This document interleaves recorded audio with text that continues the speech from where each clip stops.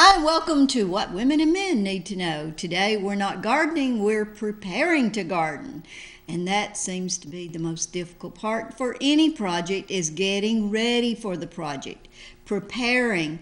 Getting ready is always the least fun, but the most important part of any project is getting ready, making preparations, because that includes a lot of different things. It's not the excitement of actually being in the project, but I guarantee you it will reduce your frustration, improve the project that you're preparing to do, and improve the quality of the project that you're about to do, which today is gardening. You know, have you ever gone out, and if you say you haven't, you are a walking miracle. If you've ever gone out to do something outside and everything that you started to do worked perfectly fine, everything started, everything worked just exactly according to your plan, and you had made no preparations, especially if it was at the beginning of the season, then you are for sure a walking miracle. So today we're going to talk about getting ready for gardening because it's just around the corner. I have flowers blooming at my house. I'm no exception. I'm sure you do too. Things are already popping out. It is the first day of March. So what do they say? In like a lion, out like a lamb. Well, it's going to be roaring today, so we understand. So does that mean it's going to be out like a lamb and we're going to have better weather at the end? You remember last week David Glenn was here. He said the first week of March is going to be more seasonal in that it's going to be more like winter, and behind this warm front that we have right now coming through with this storm is followed by a cold front.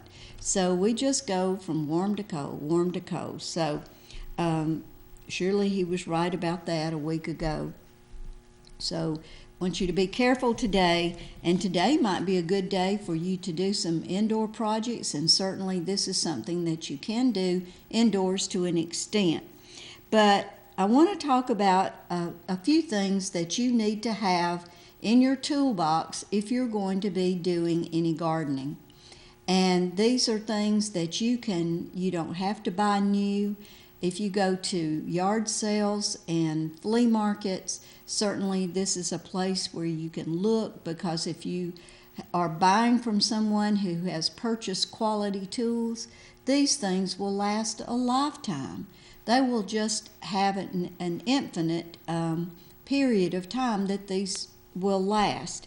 So remember, don't buy the cheap stuff. You're going to be buying it again if you buy the cheap stuff. So I want to talk about a few, 5 or 6 things that you need to have in your toolbox, your gardening box, and why you need to have these things, what to look for when you're buying them, and why you need to have buy certain ones and walk past others. So if you are buying at a flea market or a yard sale or from any used place, that you're going to know what to buy and what's going to be, and even if you're buying new, what to buy, because always there's a whole rack there, and if you haven't been or haven't purchased that item before, you don't know what to buy. So we're going to start with hand pruners. And if you're going to have any kind of shrubbery or rose bushes or plants that have to be pruned, you have to have something to prune them with. And that's not your kitchen scissors, that's not your sewing scissors, that's not a knife, and it's not the chainsaw. So if you don't have any pruning shears, then you need to have some. You need to have some in your tool chest. So I'm going to show you several different ones today and give you some tips on what you should be looking for when you're buying pruning shears. These shears are ones that you might you might have several different pairs, and I think I have another couple of pairs and I keep them in several different locations, so I'm sure I didn't gather all that I had, but you may want to select a pair that looks something like this. These have a curved head on them, or this is the cutting surface, and these actually have a little locking mechanism so that you can pull these two blades together and lock it so that you're going to protect those blades from cutting. They're sharp from cutting or from anything hitting those blades and dulling the blades or nicking the blades. And then there is a spring. Where can I put this so you can see it?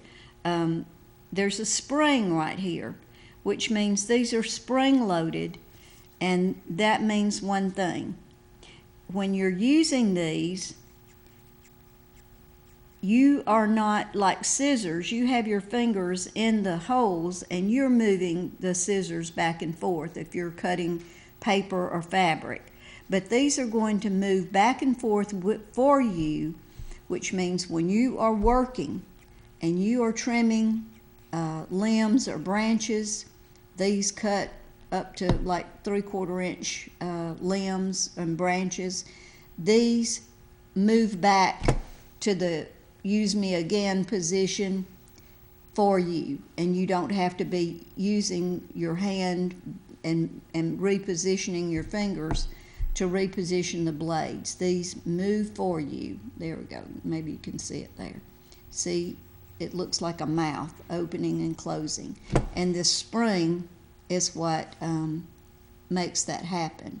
If you don't have this spring, then you're going to have to make that motion happen yourself. And you want these blades to be bypass blades, and what that means is they go past each other and make a clean cut, just like that, just like scissors. They're operated just like scissors. They don't go together one against the other, they pass each other. It's called a bypass blade. And the other thing you want to look for, and even if sometimes they're on position because we have a lot of people taking things, but you want to be able to get these in your hands. Make sure these are going to fit your hand. So if your hand is very large or your hand is very small, make sure they're going to fit your hand. And you're going to be able to, if I open these back as far as they go, I have to use the end of my fingers, but that's okay, then I can rein it in. So it's not too big for me because I'm not going to be cutting anything that's that big anyway. So I can use these just fine. And if you're going to be working for a long time, get something and use something that's not tiring. And the more motion and the more work you have to do with your hand, the more tiring that's going to be for you. And all of these factors will determine how comfortable this is for you. Now, these are made of stainless steel and they will not rust. You know, stainless steel will not rust. So make sure that you're getting quality materials, quality workmanship, and that the handles are going to fit your hands, and not just when you're holding them closed, but when you have them open as well. And like I said, these have the curved blades. Now I'm going to show you some more. Another set that's just like that set, locks, is spring loaded, but they have straight blades, not curved, and they work the same way. Now, I like to put my initials on mine, and as they wear off, I like to put them back on there because sometimes I'm in a group where we're using tools together, and there may be someone else who has a pair of something like mine, so that way you can keep up with your tools. These are fairly heavy. I don't know how much, but they are not lightweight. These are fairly heavy. I'm going to show you a couple of other types. Now, this one is one that also the blade goes back, but it does not open. There we go. It does not open as far. But this is a different type of blade.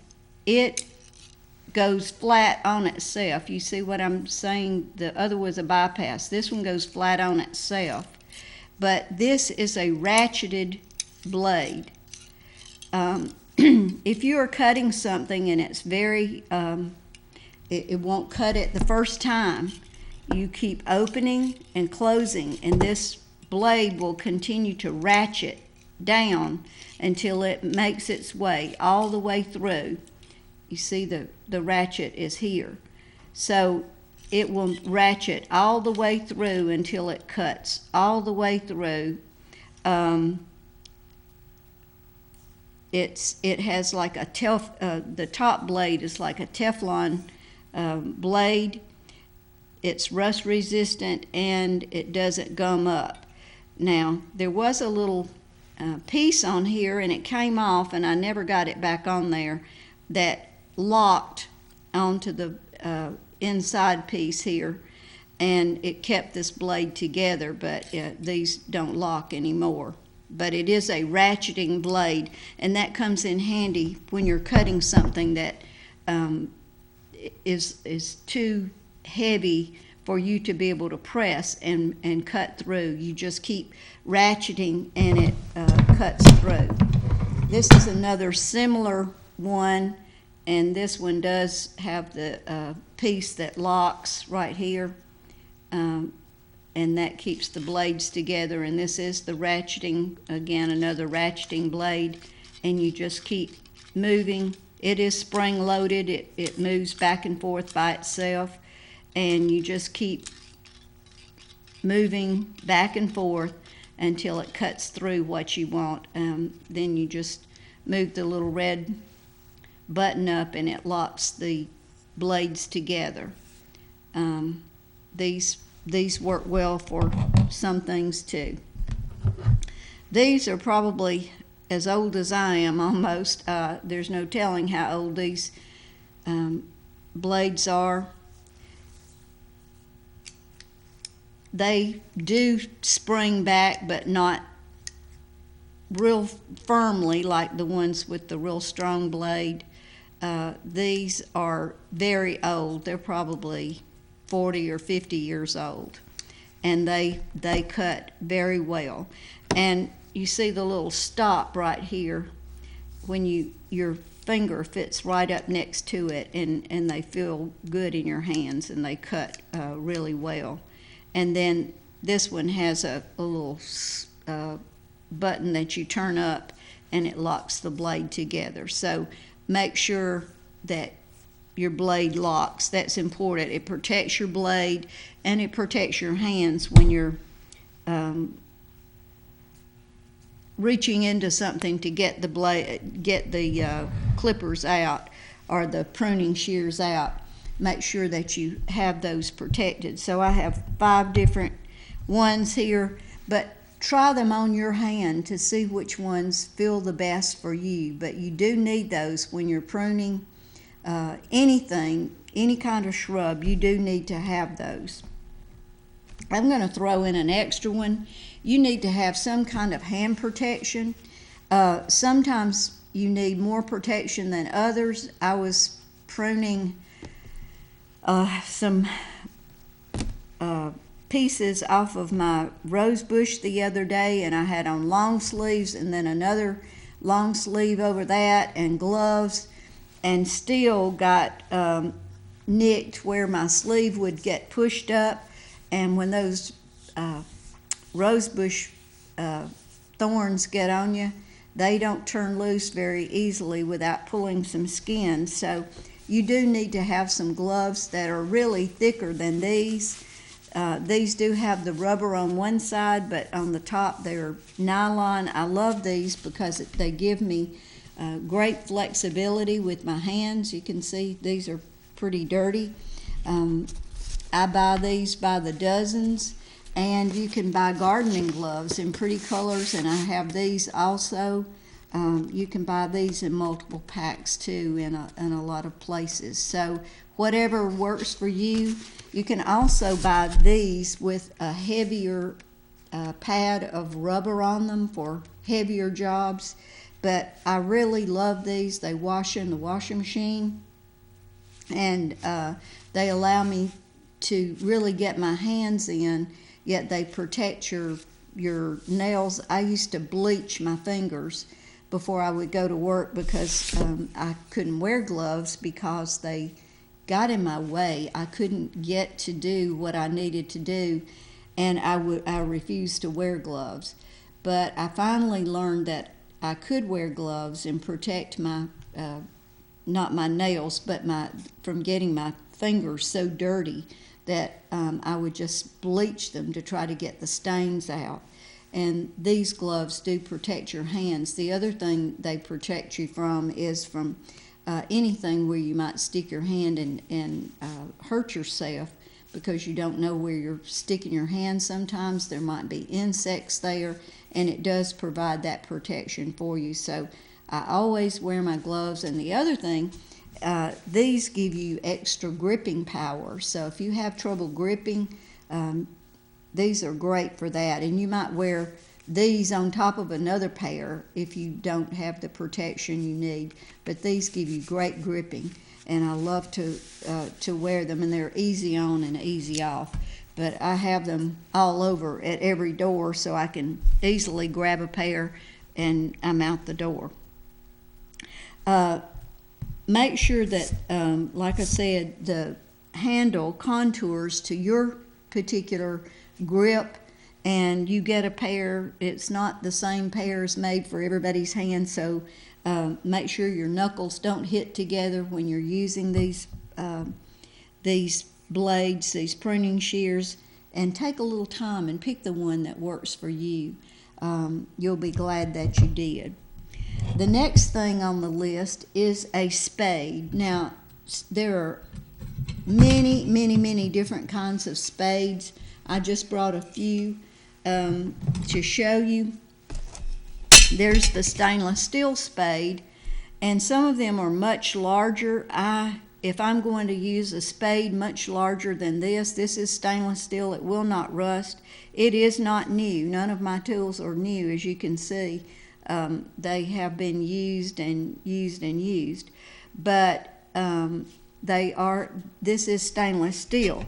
Now, another thing, if you can get good tools, this one is not made of stainless steel, and other metals will rust. That doesn't mean they won't work for you, but they will rust. So you're going to need to be particularly careful if you don't buy stainless steel, because they will rust and eventually they will not serve you anymore. But good wooden handles. This one is just as smooth as it can be. I have used this spade for many years, and that's why we have handles now without an implement on the end, because the handles will outlast the implement if it is not a good implement on the end, because the handles, this is just very smooth, no splinters or anything like that, but you still have rusting that takes place. And this one is the same way. It's a little different configuration. You can see between these two, one narrower and more rounded, this one real pointed. So if you were trying to pierce the ground right into a particular area, then you could really get at that with this pointed end. This is a wooden handle with a rubber area centered in it to help you grip.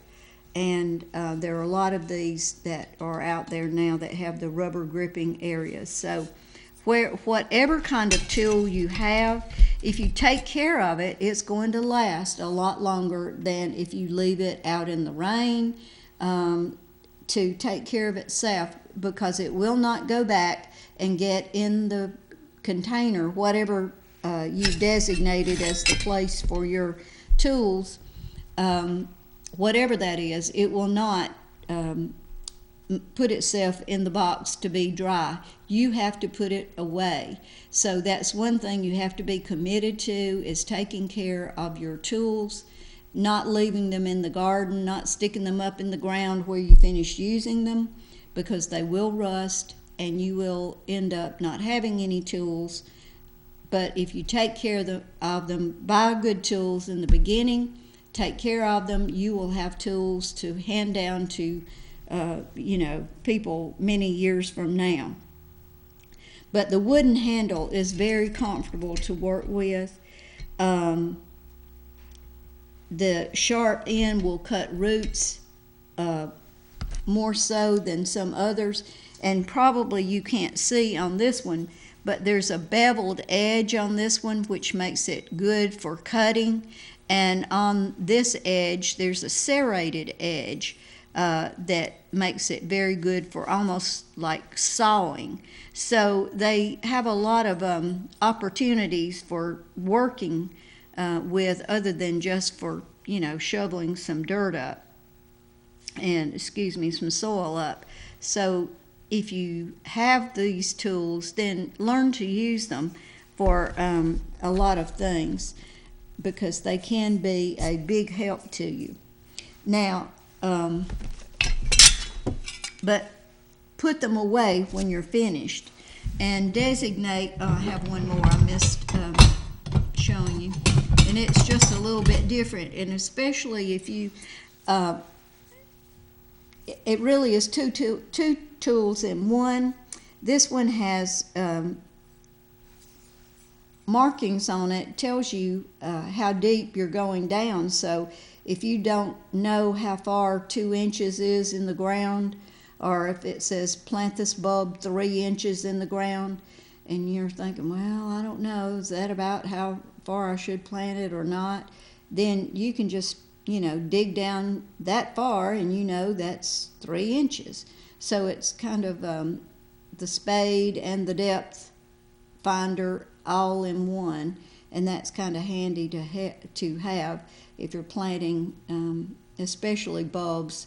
You have to be pretty particular about getting them the specific bulb planted, the depth it needs to be planted. And this one is stainless steel too, so this is a good bulb planter, or something if you just need a smaller hole made or whatever. This is a good. So they all have specific specific uses, but that one just has the addition of the ruler built into it, and that's kind of handy. The next thing I wanted to show you is that you need to have, because you'll use all of these things if you're really going to garden. If you're going to garden only with flowers, if you're going to have a vegetable garden, small vegetable garden, if you're going to have both, if you're just going to work in your yard, you still need all of these tools.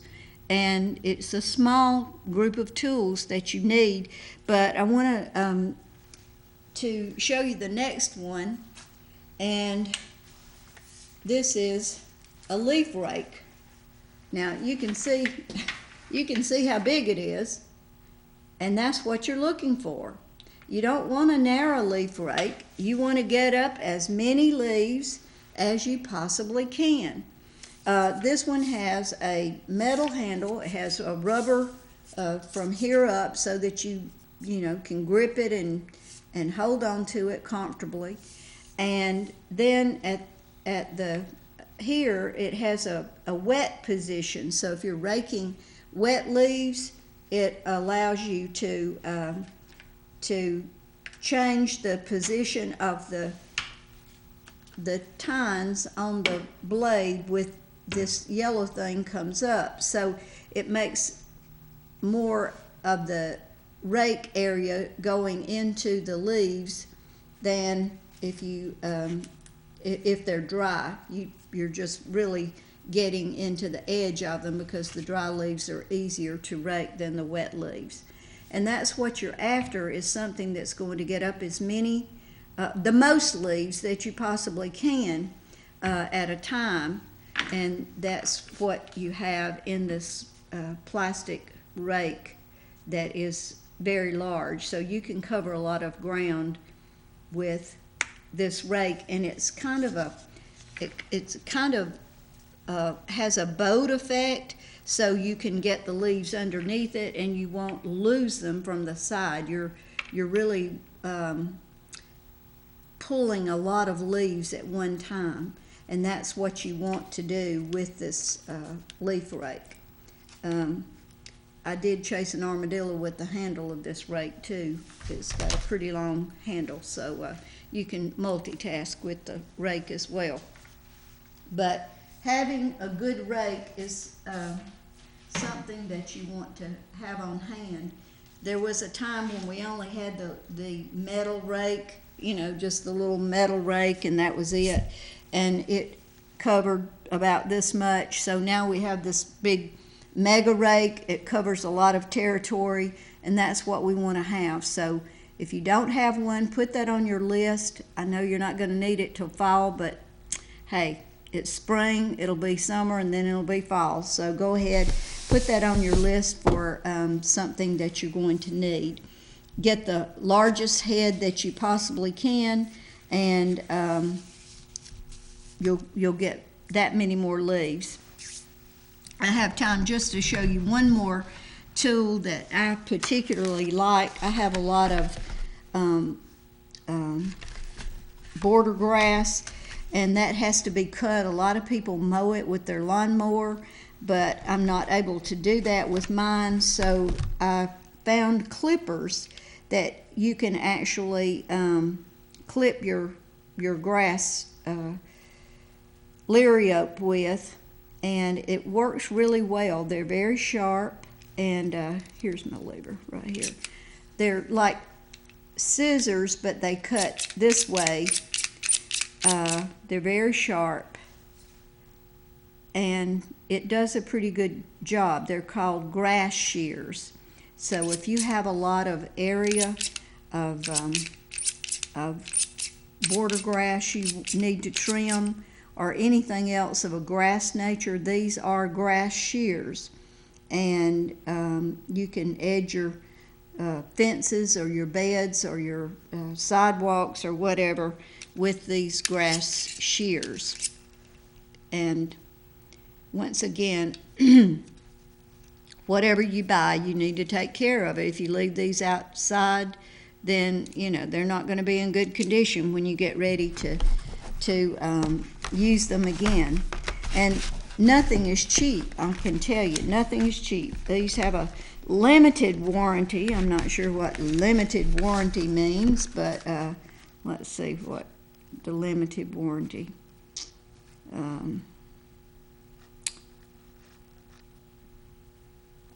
Well, it's in the small print. I can't, but it does have a limited warranty. Most things do, but they do have the locking blades, and the blades rotate and lock into 3 different cutting positions, so you can kind of rotate those to the position you need them to be in for your comfort, so you're not having to put your arm and twist your wrist into an uncomfortable position. They do move into 3 different positions for you through this head, and you just have to move them to the position that you need to cut whatever it is you need to cut. So we're going to stop right here, go to a break, and when we come back, I'll finish going through all these other tools we have, and maybe you have a favorite thing that you have found to be something that you can't garden without that you'd like to share with us, and we'll take your calls as well. So come back after the break. We're on the air 24/7, a North Georgia taste of heaven, a fun place to be. And we're your family, UCTV. For over 4 decades, your neighborhood ShopRite supermarkets have been the standard for quality and service. Locally owned means you'll find a smile on every aisle. Best meat at the best prices.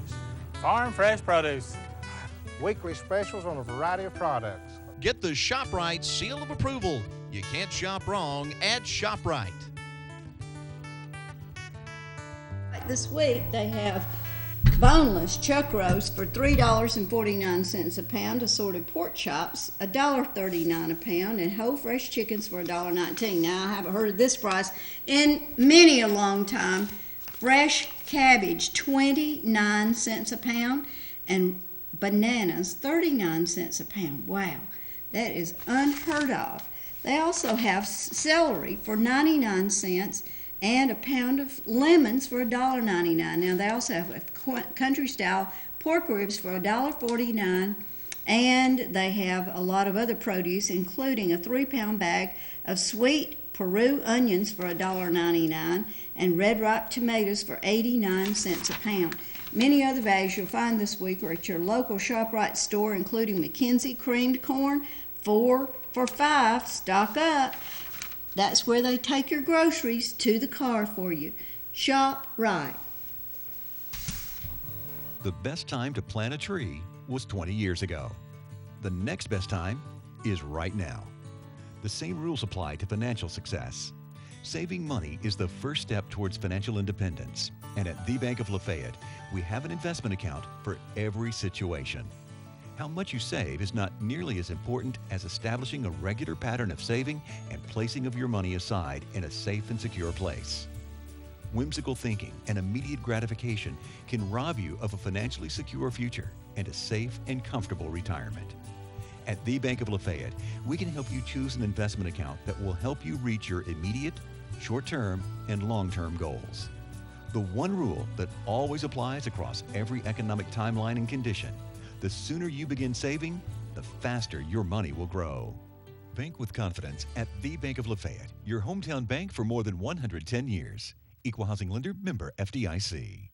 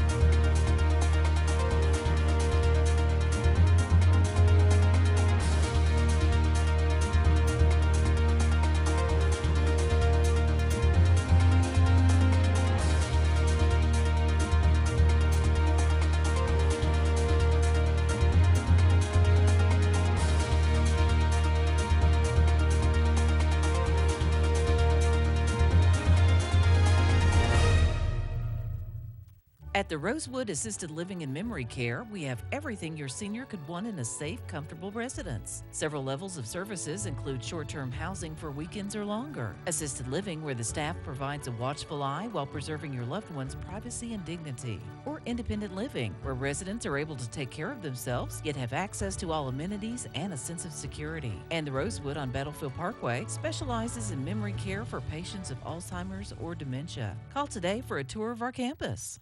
MetaThrift Pharmacy, located at 324 West Patton Street in Lafayette, across from the ShopRite. MetaThrift Pharmacy provides prescription drugs, including compounded prescriptions. They also have diabetic supplies, including custom diabetic shoes. They have lift chairs, potty chairs, shower seats, and other durable medical equipment. MetaThrift Pharmacy in Lafayette has a friendly, well-trained staff that will help you with your drugstore needs, whether you're on the phone or in the store.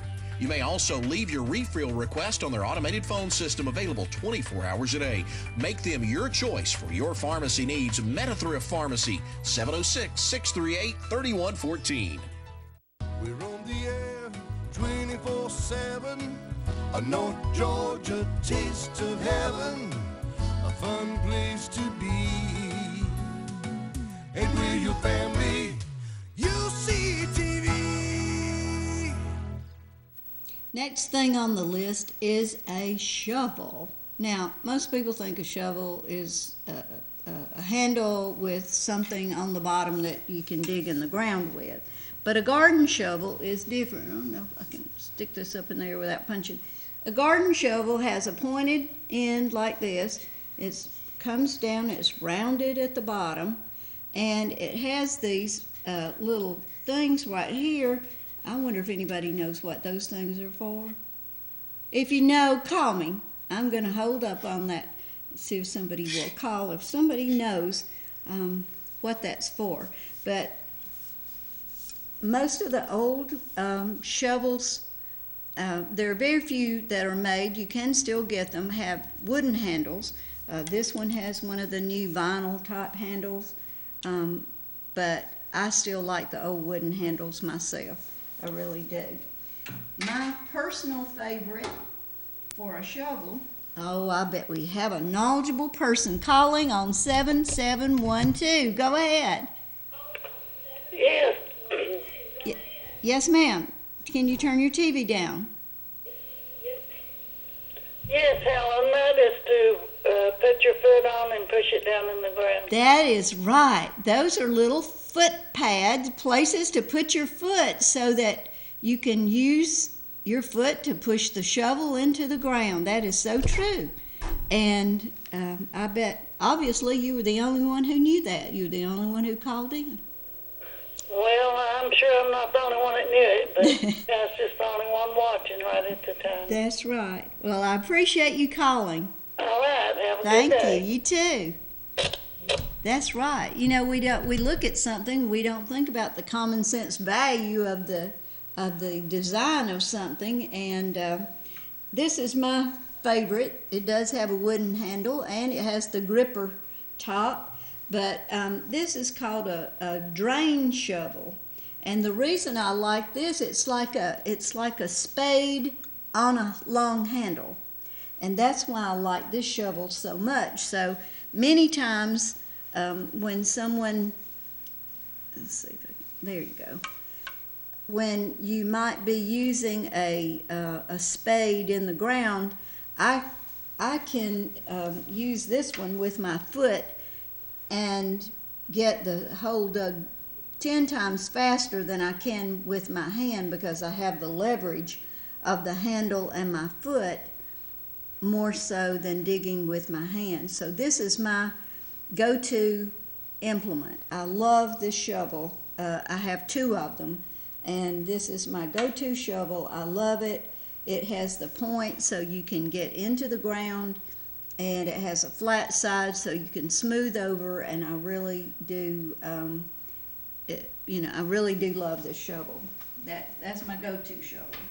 But the other one is called the gardening shovel. Another tool I wanted to share with you, this is an auger, and this is called a power planter. It goes into your drill, and you can make holes, you can plant your bulbs with it, you can mix up your soil, you can make holes, you can plant grass plugs with it, you can bury fertilizer spikes with it, you can plant shrubs. You just can do anything with it, but it goes into your drill. So it's a neat little thing to have around. And somebody finally got smart and figured out if we can use the drill for more things than one, then we've been smart about buying a drill. A few other tools that are handy to have around. This looks like a big, a miniature rake, I guess, but this is really good for getting grass out. Again, it has a good wooden handle on it, and you can get a good grip on it, and it has some, good teeth on it that really get in there and get the work done. This one has a little different configuration. As you can see, the tines are a little wider apart, and then one yet a little bit different. So they all do the same thing, but they're just configured in a little different manner. So just select the one that's going to work for you generally, because you may not need but one. This is another, it's not a cake server. but this has a sharp edges on it, and you have a point to get into the ground. You can see the edge. You can get into the ground. You can scrape the ground. It just has a lot of opportunities for doing a lot of things with this implement. Some others that you might need, again, this one's made of stainless steel. Trimmers, you might use these on hedges, on short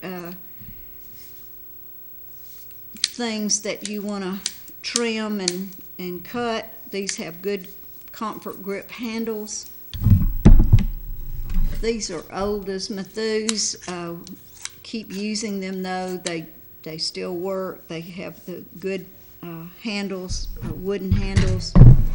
And then this is another ratchet type, just like the smaller ones that we looked at earlier. These do ratchet and will cut. See how they move? They will cut larger things as you go through the ratchet motion. They're not real heavy and they're not fatiguing to use. This is like a miniature rake. Again, this allows you to get around in your flower bed to clean up into small areas where your large rake. Now you're going to have to be down on your knees or whatever to use that. And this is a little more mature rake where you might be lifting up some things with this. Always have an extra sprayer on hand. I call these disposable. You know, if you're going to have to buy parts and replace them, you might as well just buy a cheap one and replace the whole thing. That's my theory, because I don't know how to work on them. So I just, if it gets in a mess, I just throw it away and buy a new one. And that is my theory. Now, if you need something to put all your tools in and you don't have anything, I use one of those large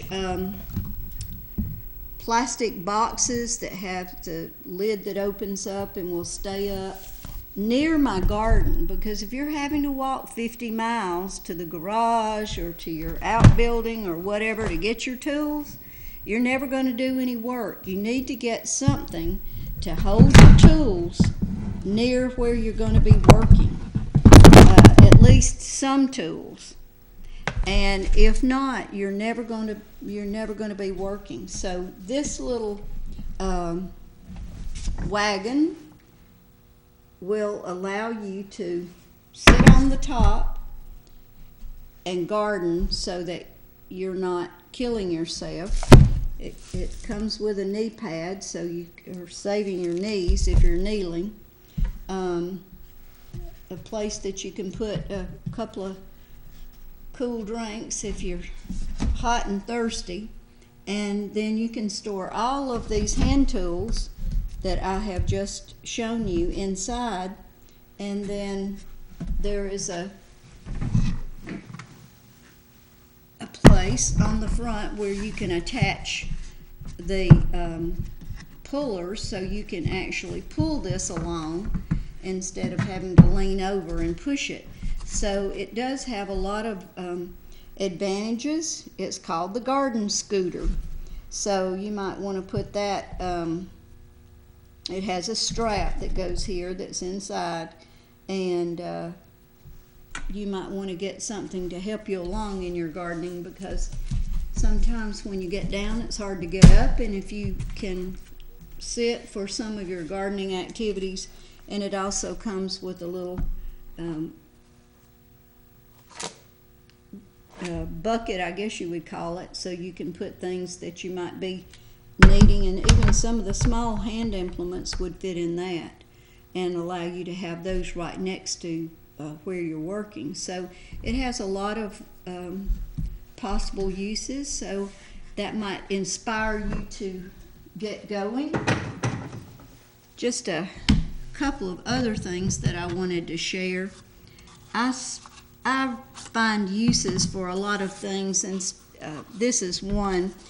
these used to come, I don't know if they still do, these used to come in granular detergent. It's just a little measuring cup with a handle. And I have found this makes the best dispenser for like 7 dust and those things that you want to dispense.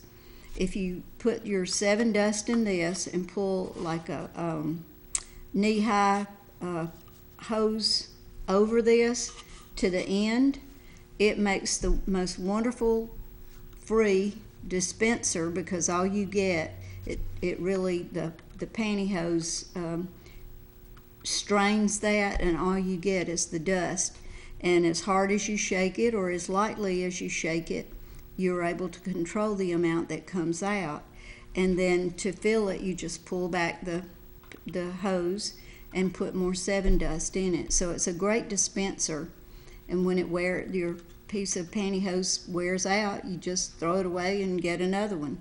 So it's a great way to use these little cups, and they're very durable unless you squish them. You know, they last for a very, very long time.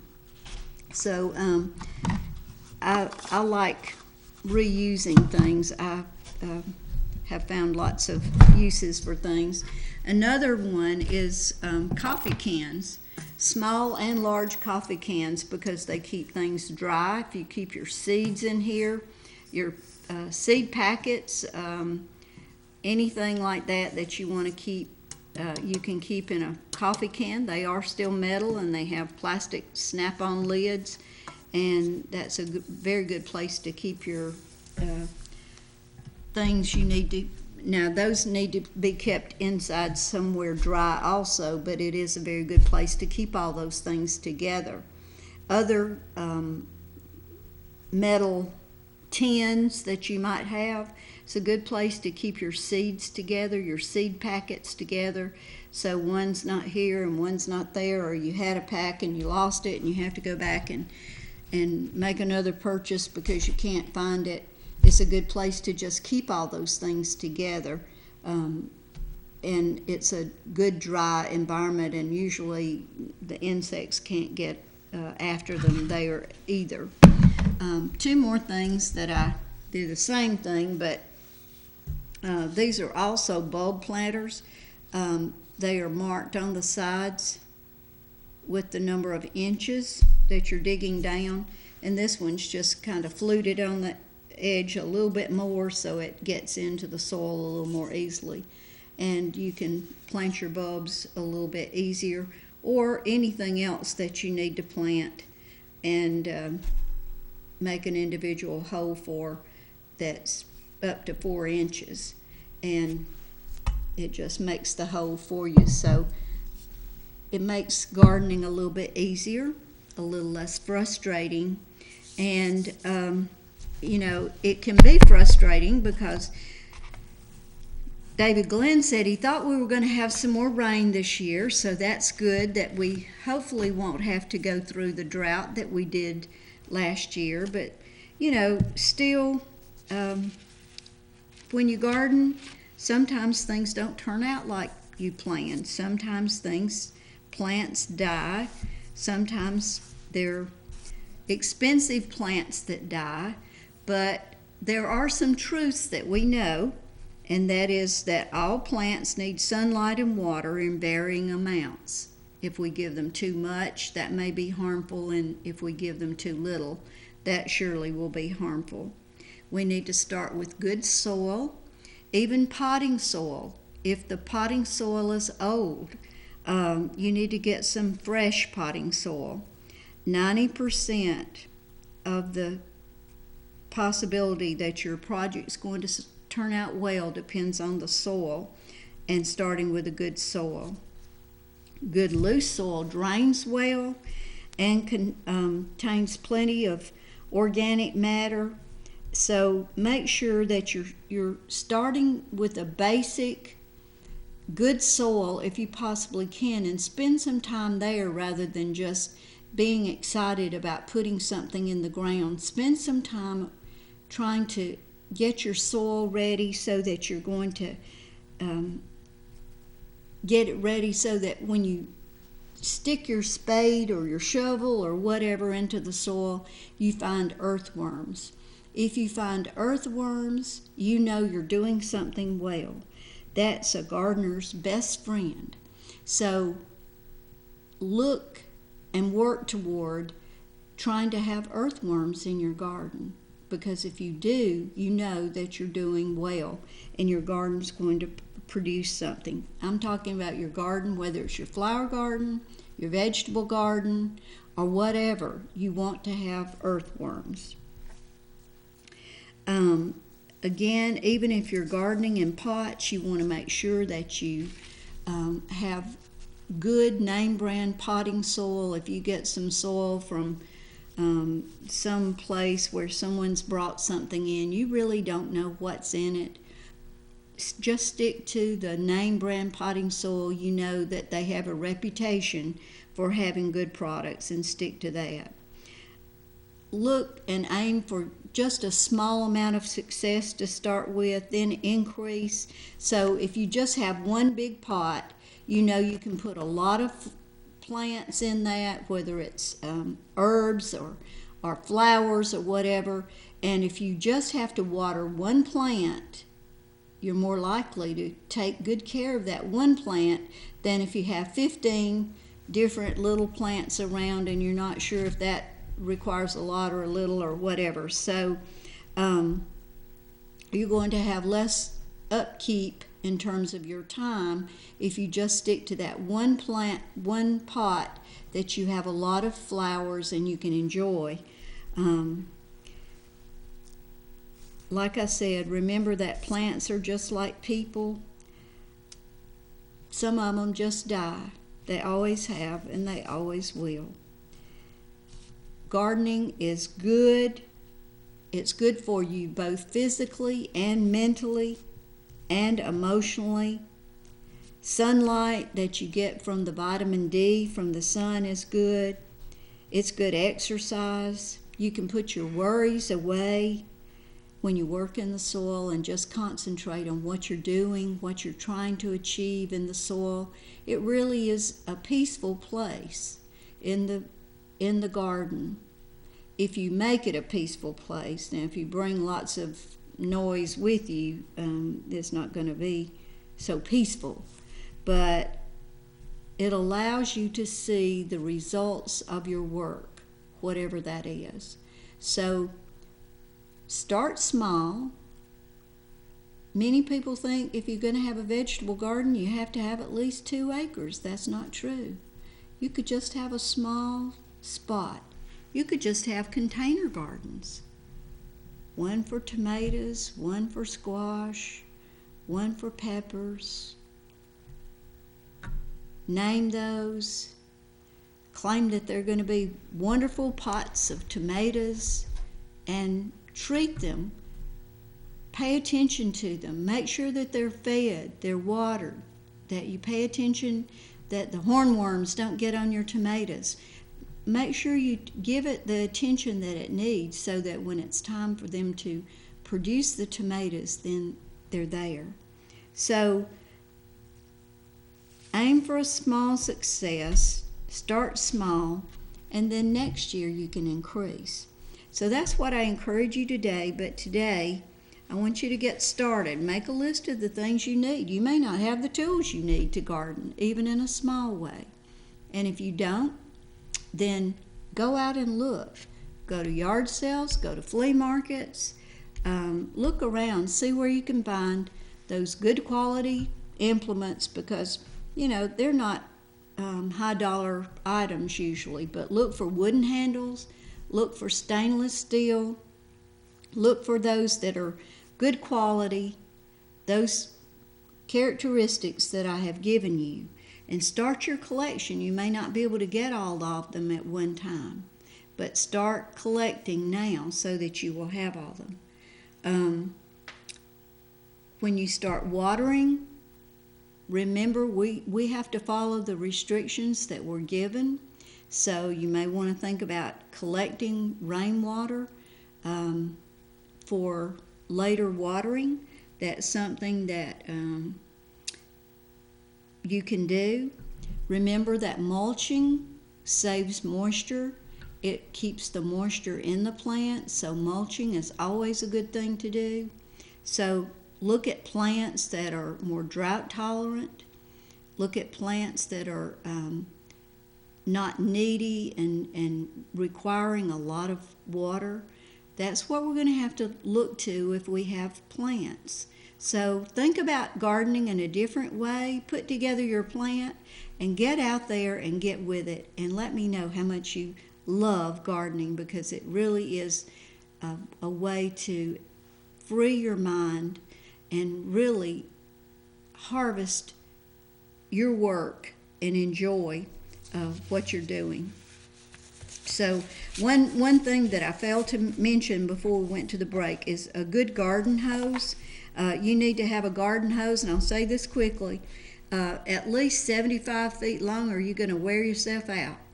75 feet, mine's 125 feet. So make sure you have a good garden hose, and that way you'll have one that's sufficient to get to all your areas. I have to go now. Rick said it's time, so we'll be back again next week for what women and men need to know. So get gardening.